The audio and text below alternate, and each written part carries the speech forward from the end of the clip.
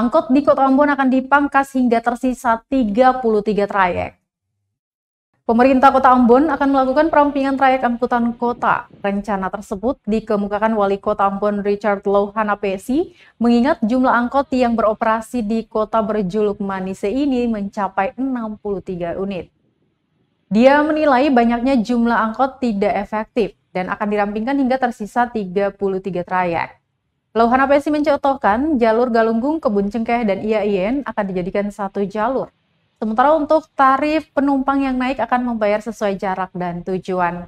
Wali Kota juga menegaskan sesuai SK Wali Kota yang akan berlaku 7 September 2021 mendatang, apabila terdapat sopir angkot yang tidak ikut aturan yang tersebut akan ditarik izin trayeknya.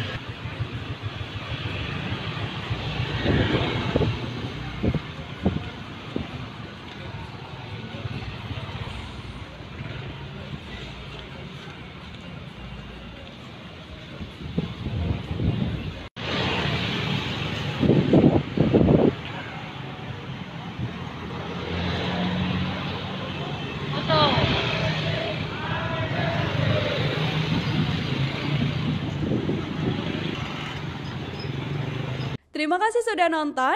Jangan lupa like, subscribe, dan share ya.